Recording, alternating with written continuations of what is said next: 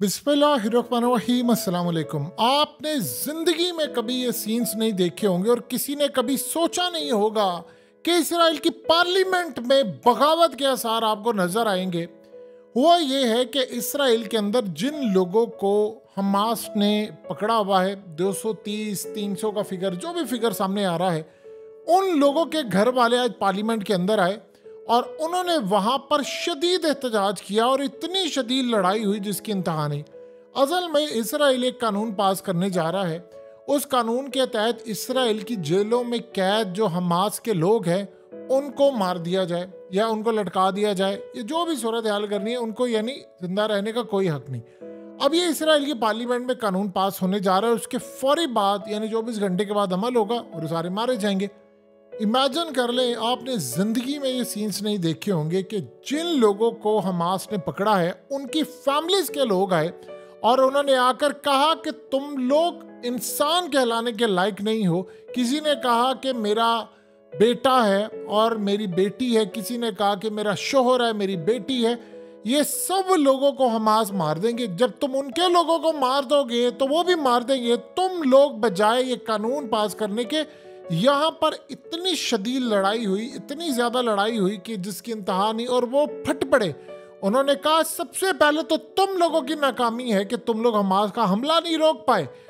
अब तुम उनके बंदे मार रहे हो ताकि वो हमारे बंदे मार दे। तुम्हारा तो कोई नहीं गया, हम लोग गए हैं, हमारे बच्चे हैं, किसी के फौजी गए हैं, कोई जर्नैल है, कोई कुछ क्या है, उनके पास लोग हैं, वो नहीं छोड़ेंगे। तो तुम लोग बजाय के उनके बंदे मारने के, तुम लोग उनके कैदियों को दे क्यों नहीं देते? उनको देकर हमारे बंदे छुड़वा लो ताकि हम आज़ाद हो जाएं और उसके बाद फिर चाहे जितने मर्जी ऑपरेशन करते फिरना। असल में इसराइल को उन्होंने यहाँ पर जो उनकी पार्लियामेंट में हंगामे हुए, उन्होंने यहाँ तक कहा कि साफ नजर आ रहा है तुम जंग चाहते हो, तुम चाह रहे हो कोई बहुत बड़ी तबाही हो जाए, तुम चाह रहे हो कि कोई ऐसी लड़ाई हो जाए, इतनी तबाही हो जाए कि जो आज तक किसी इंसान ने देखी ना हो और सब कुछ राख का ढेर बन जाए। तुम लोग सिर्फ ये चाह रहे हो, तुम चाह रहे हो कि लड़ाई हो और तुम्हारा प्लान कुछ और लग रहा है। हमारे बंदे मरवा कर आगे तुम लोगों ने स्ट्राइक किया है और कई वहां पर कैदी मारे गए हैं और तुम लोग जिम्मेदारी उठाने को तैयार नहीं। कई लोग तो रो पड़े, कई ने तस्वीरें उठाई, वो चीख रहे थे कि ये सिक्योरिटी दी, हम तुम लोगों को टैक्स देते हैं, पैसा देते हैं और बदले में तुम्हारी फौज नाकाम है, एयरफोर्स नाकाम है और तुम आज कम से कम 44-45 दिन हो गए हैं, तुम लोग अभी तक उनसे रिहा नहीं करवा पाए हमारे कैदी। इसका मतलब है तुम ना अहल हो, तुम लड़ने के काबिल नहीं हो, तो तुम लोग यहाँ पर कानून बना रहे हो। असल में इस वक्त इसराइल, देखिए सबसे ज्यादा अहम डील क्या है। 45 दिन बाद भी अगर ये नहीं हो रहा तो वो डील आसान क्या है? डील ये है कि आप लोग बंदे ले जाए, इनके उनको दे दे, वो दे दे, फिर आप बेशक बाद में उनको मार दे, लेकिन ये नहीं करे। इनको डर क्या है? वो जो लोग हमास की कैद के अंदर हैं, वो लोग असल में हो सकता है बाद में कोई इस्लाम कबूल कर ले, कोई ऐसी भी सूरत हाल है कि बाद में वो आकर दुनिया को बताएं कि देखिए हमारे साथ सलूक इतना अच्छा होता रहा है, जैसे वो पहले कैदी थे वो आए, उन्होंने आकर बताया। तो ये इनको सबसे बड़ी तकलीफ चढ़ी हुई है कि अगर हमने इनको छोड़ दिया और ये वापस आ गए और उसके बाद आकर इन्हें दुनिया को बता दिया तो ऑलरेडी हमारी धज्जियाँ उड़ी हुई है नैरेटिव की, क्योंकि उनमें बहुत सारे ऐसे लोग हैं जो आकर ये भी बताएंगे कि मिसाल के तौर पर कुछ जर्नैल हैं, कुछ फौज के लोग हैं, कुछ ऐसे हैं जिनके पास अमेरिका की नेशनैलिटी है, कुछ किसके पास यूरोपियन है, किसी के पास रशियन है। अब मिसाल के तौर पर रशियंस जो है वो रशियंस तो चले जाएंगे और वो रशिया के अंदर जाएंगे और वो जाकर रशिया उनसे इंटरव्यू करेगा और वो बताएंगे हमारे साथ तो ये सलूक हुआ था, फलाना हुआ था और ये तो असल में वहाँ पर हमास इनका चूँकि ख्याल रख रहा है, उनके डॉक्टर से लेकर तमाम चीज़ें, और वो इनको कह रहे हैं कि देखो इन लोगों ने हमारे बंदे मारे हैं, हम चाह रहे हैं कि तुम लोगों को रिहा करें। अब आप सोचिए ज़रा, जब ऐसी स्टोरीज बाहर आएंगी तो ऑलरेडी इसराइल के खिलाफ इतने बड़े पैमाने पर एहतजाज पूरी दुनिया में हो रहा है, लोग इनसे नफरत कर रहे हैं, लोग कह रहे हैं कि तुम लोग जिम्मेदार हो, तुम मासूमों को मारते हो, बच्चे बूढ़े सबको मारते हो, तुम इस सारी सूरत हाल में तबाही के जिम्मेदार हो, तुम लोग बर्बादी की असल फसाद जड़ हो और ये सब लोग तुम्हारी वजह से सब तकलीफ़ों में हैं और ये तकलीफ़ें सबकी बढ़ती जा रही हैं, बढ़ती जा रही है और इतनी बढ़ती जा रही हैं कि तुम लोग इसका खमियाजा भुगतोगे। अब आप सोचिए ज़रा, ये होगा क्या जब ये कानून पास कर देंगे, वो मार देंगे। ये असल में चाह ये रहे हैं कि वो मारे जाए, इन्होंने असल में उसको बचाने की कोशिश कर रहे हैं लेकिन हो नहीं पा रहा, और दूसरा ये चाह रहे हैं स्ट्राइक पर स्ट्राइक करें, इन्होंने कई अपने लोग मार दिए। आप सोचें कि जब लेवल ये हो जाता है कि आपके मुल्क के अंदर, पार्लियामेंट के अंदर ये सारी बात हो रही हो और लोग आपको गालियां दे रहे हो कि आप कानून पास इसलिए करें कि आप जंग चाहते हैं, तो इसका मतलब है कि इसराइल हार गया। जितना टाइम लग रहा है, जंग बढ़ती जा रही है, उतना इसराइल का चेहरा बेनकाब होता जा रहा है। अब सोचिए जरा कि वहां पर लड़ाई हो रही है, लड़ाई होने के बाद लोग इनको कह रहे हैं अगला मरहला इससे ज्यादा खतरनाक है। इन्होंने लट से एक कानून पास कर दिया, उसके बाद ये बंदे मार दिए, तो क्या वो लोग छोड़ेंगे? सवाल ही पैदा नहीं होता। फिर दो सूरत देखिए, फिर लड़ाई तो बढ़ेगी जब आप उनके लोगों को मारेंगे। प्रॉब्लम क्या है, उनके जो लोग हैं वो सर पर कफन बांध कर लड़े, वो तो कहते हैं जी देखिए, अगर उनको इस बात का खौफ होता कि हम मर जाएंगे फलाना, तो वो लड़ाई में कूदते नहीं। कूदते वो कहते हैं कि हम तो 75 सालों से अपने लोगों की लाशें उठा रहे हैं, लोग मर रहे हैं, हमारे प्यारे जा रहे हैं, इस दुनिया से रुखसत हो रहे हैं, तो जब हमारे साथ ये सब कुछ हो रहा है तो हमें तो कोई परेशानी नहीं है। उन्होंने तो इतने आप सोचिए ज़रा, 13,000 लोगों को इन्होंने मार दिया है, तो उन्होंने इन सबको देखा है ना, उनके दिल बड़े हो चुके हैं, वो तो मौत से डरते नहीं है, इनके लिए प्रॉब्लम है। फिर वो जब ये देखेंगे तो वो भी, इनको पहली मर्तबा हो ये रहा है कि इसराइल के अंदर लोग सफ़र करें और उनको अंदाज़ा ये हो रहा है कि हाँ, ये तकलीफ होती है जब अपना कोई प्यारा मारा जाता है या अपना कोई प्यारा कैद में चला जाता है और वो बेगुनाह हो।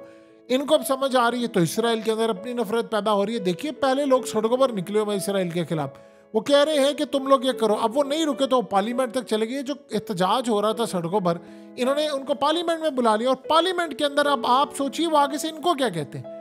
बजाय आप उनके जख्मों पर मरहम रखें, ये उनको कह रहे हो तुम हमास की जबान बोल रहे हो, तुम हमास की तरफ से खेल रहे हो, तुम लोग उनका नैरेटिव पूरा कर रहे हो, तुम लोग वो कर रहे हो जो हमास कर रहे, बल्कि तुम लोग उनका किरदार अदा कर रहे हो हमारे सामने बैठकर। आप सोचे जरा नफरत का लेवल क्या होगा कि आपकी वजह से सिक्योरिटी ना काम, आपने उनके बंदे मारे, उन्होंने रिएक्शन के तौर पर ये काम कर रहे हैं, और फिर उसके साथ आप उनसे जंग भी नहीं जीत रहे। या तो होता है कि आप लोग जंग जीत रहे हो, या आपकी काबिलियत इतनी हो कि आप वहां से बंदे छुड़ा कर ले आए।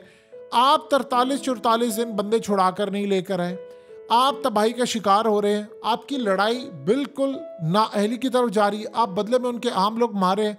वो अब इनको रोक रहे हैं कि ये जंग खत्म करो। इसराइल के अंदर 97% लोग तो एहतजाज में जो ये चीज भी बुलंद कर रहे हैं कि रोको जंग, हमें जंग चाहिए ही नहीं है, क्योंकि बदले में देखिए अब ये क्या होगा। इनको इस बात का डर है, और जो अभी तक पकड़े नहीं गए उनको क्या डर है। जाहिर सी बात है जब ये उनके बंदे मारेंगे तो वो भी बदले में रिएक्शन होगा।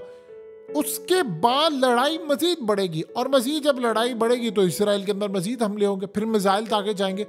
तो आम जो इसराइली है वो इस वक्त ट्रॉमा का शिकार है, वो पागल हो चुके हैं। उनको ये लग रहा है कि नहीं, अगर ऐसी सूरत हाल होगी तो हम मजीद तबाही का शिकार होंगे, हम मजीद बर्बादी का शिकार होंगे, और हमारी बर्बादी इतनी ज़्यादा खतरनाक हो जाएगी कि हम इन हालातों में बिल्कुल भी कंट्रोल नहीं करेंगे। अगर इसराइल के अंदर कोई मिसाल के तौर पर अब ये कह रहे हैं जी हिजबुल्लाह की जानिब से अगर उन्होंने 1.5 लाख इन्होंने कहा, वो कहते जी हमारे पास हो सकता है 2-2.5 लाख मिसाइल हो, वो मिसाइल दाग दिए इन्होंने, तो इनका सिस्टम तो नाकार है। फिर तो इसका मतलब है कि इसराइल के अंदर बाकी लोगों पर भी हमले होंगे, तो फिर जिम्मेदार कौन होगा? जाहिर सी बात है इसराइल की सिक्योरिटी एस्टैब्लिशमेंट जिम्मेदार है, उनके हुक्मरान जिम्मेदार।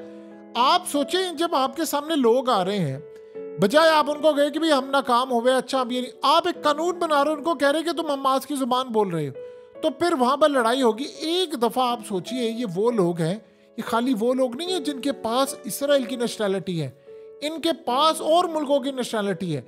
जब इसराइल के अंदर बाकी ये लोग देख रहे हैं कि देखो अपने प्यारों को बचाने के लिए आगे आ रहे हैं, तो इनको ये कह रहे हैं कि तुम हमास के नुमाइंदे बनकर आ रहे हो, तो कल को हमारे साथ भी हो सकता है, तो वो ये समझ रहे हैं कि इससे बेहतर है कि हम भी मुल्क छोड़कर चले जाएं। और जिनको बाकी इन्होंने लाना था वो भी कह रहे हैं कि नहीं। आप सोचें इसराइल, यानी ये लोग इतने पागल हो चुके हैं, इन्होंने 10-10, 20-20, 100-100, 200 इस तरह कर कर के ये लोग लेकर आते हैं, और बदले में अब वो क्या कह रहे हैं? वो इनको कह रहे हैं कि तुम लोग फ़लस्तीनियों को यहाँ से ना निकालो, क्योंकि जो जंग शुरू होगी तो वो फिर हमला करेंगे, और मुस्लिम ममालिक के साथ हमारी वो खतरनाक जंग शुरू हो जाएगी, दुनिया हमारे खिलाफ है। हम दुनिया में जाकर बता नहीं सकते कि हम किस वजह से ताल्लुक़ रखें, क्योंकि हमारे खिलाफ हो जाते हैं।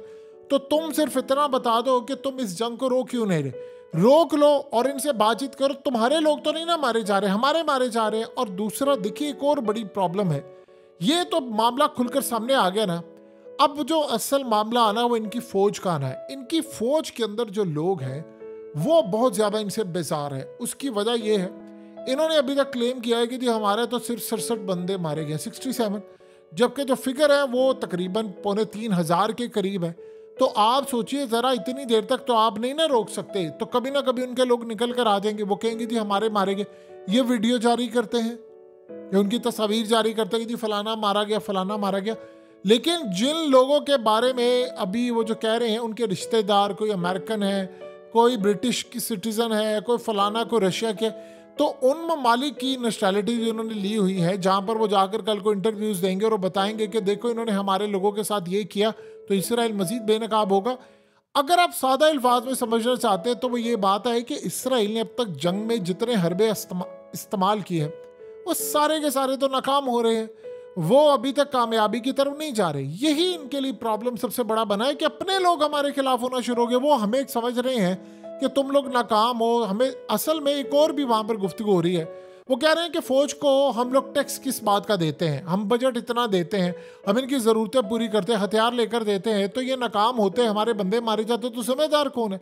अभी इनमें से बहुत सारे ऐसे लोग हैं जिनका ताल्लुक फ़ौज की स्टैब्लिशमेंट से है, सिक्योरिटी से है, या कोई जर्नैल है, कोई कुछ है। वो जब आकर कहेंगे कि मेरे घर के बाहर से, एक जर्नैल जब आकर ये बताएगा कि मेरे घर के बाहर से सिक्योरिटी इन्होंने गायब कर दी थी, और फिर असल में कुछ जो फिगर्स आ रही है उसमें ये बताया जा रहा है कि इनको पता था हमला होने वाला है, हमला इन्होंने होने दिया ताकि हम उसकी आड़ के अंदर गजा को पूरा तबाह कर दें और ये फ़लस्तीन हमारे हाथ में आ जाए। तो वो ये अब कह रहे हैं कि अच्छा, इसका मतलब है कि इसराइल के अंदर ये चीज़ चलती है कि अपने लोगों को मरवा कर तो वो बाकी पूरी दुनिया को ये पैगाम देते हैं, देखो हमारे साथ ज्यादती हुई और बदले में वो उनके इलाके छीनते हैं। जब आप दुनिया के अंदर इस तरह की तबाही देखेंगे, जब आप दुनिया के अंदर इस तरह का मामला देखेंगे, तो लोग तो बेजार होंगे, लोग तो कहेंगे कि बिल्कुल आप जिम्मेदार है, आप ही ने सब कुछ किया।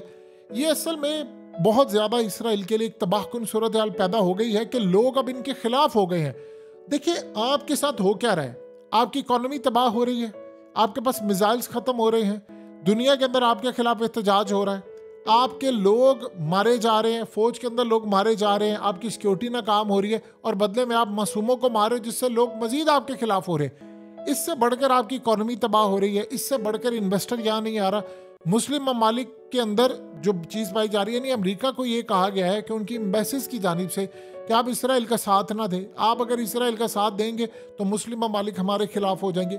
और उसके अलावा आप ये देखिए कि इसराइल के जितने इत्तेहादी हैं वो भी इनको कह रहे हैं कि तुम बच्चों, बूढ़ों, यानी आपने 13,000 बंदे मार दिए, ये कोई थोड़ी बात है, आपने 13,000 लोग मार दिए, और सिर्फ चंद दिनों में 45-44 दिनों में आपने 13,000 बंदे मार दिए। यानी कोई इंसान सोच सकता है कि आपने सारे के सारे मासूम मारे, और नेतन्याहू आकर सिर्फ इतनी स्टेटमेंट दे दे कि हमने तो कोशिश की थी कि बंदे ना मारे जाए, लेकिन बस वो मारे गए, तो फिर इसमें हमारा कसूर तो नहीं है। जब लेवल इस तरह का हो, तबाही इस तरह की हो, तो बस आप समझ लीजिए कि आप ये जंग हार चुके हैं। अब यहां तक आप सोचें कि अगर इन्होंने काम कर दिया और उसके बाद लड़ाई बढ़ गई तो इसराइल के अंदर तो 15-20 लाख लोग तो जल्दी चले जाएंगे। वो डरपोक है। वो असल में देखिए, ये लोग जो लड़े हैं इनके साथ, ये तो कफन बांध कर लड़े हैं। वो तो कहते हैं जी हमें मौत आती है तो आ जाए। इनका क्या है, ये तो कह रहे हैं, इनको तो वो लेकर आए थे कि दुनिया भर से आपको लोगों को लेकर आएंगे। बताइए अगर ऐसे हालात होंगे तो बाकी क्या दुनिया भर से जो लोग हैं वो आएंगे इसराइल रहने के लिए? वो सवाल नहीं पैदा होता। जो पहले छोड़कर चले गए हैं 3-3.25 लाख, बताए 10-12 लाख लोग मजीद तैयार हो जाएंगे। अगर ये लड़ाई बढ़ जाती है तो 20-25 लाख लोग तो वैसे ही छोड़ जाएंगे। तो 90 लाख लोगों में से अगर आपके 30 लाख लोग चले जाते हैं और 60 लाख रह जाते हैं, तो बताइए आपने 75 सालों में गिन कर आपने लाखों लोग लेकर आए, आपने आबाद की, आपने पता नहीं क्या कुछ किया। तो एक झटके के अंदर जब आपके लोग मुल्क छोड़कर चले जाएंगे तो फिर क्या होगा? और एक और सबसे बड़ी बात यह है कि अगर ये जंग होती है और ये बढ़ जाती है तो इसमें इनके लोग जो मारे जाते हैं, अगर हजारों लाखों के हिसाब से यहाँ पर लड़ाई होती है तो उसका जिम्मेदार कौन है फिर? और देखिए दूसरा सबसे बड़ा प्रॉब्लम ये है कि जस्टिफाई नहीं कर पा रहे इस बात को, ये दुनिया को नहीं बता पा रहे। उसमें इनके आर्गुमेंट्स बड़े वीक हैं कि हम ये क्यों करें, हम क्यों ऐसे मार रहे हैं। उसमें इनके पास कुछ भी नहीं है। सो लिहाजा अब तक की जो जंग चल रही है इसराइल की, जो इस वक्त तक सारे मामला चल रहे हैं, उसमें इसराइल की जो लड़ाई सड़कों पर थी, मैदान पर थी, ये सारी जो लड़ाई थी इनकी, अब वो निकलकर पार्लियामेंट में, पार्लियामेंट से सोशल मीडिया पर। आप अंदाजा कर लें, दुनिया में ये जाकर ये नहीं बता सकते कि हमारा ताल्लुक इसराइल से। लोग इतना ज्यादा इनके खिलाफ है।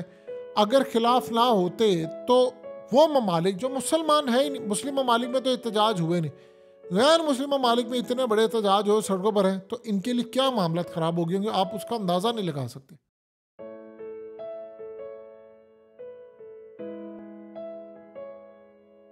हकीकत टीवी को सब्सक्राइब करना मत भूलें, वीडियो को लाइक करें, शेयर करें और कमेंट सेक्शन में अपनी राय का इजहार ज़रूर करें।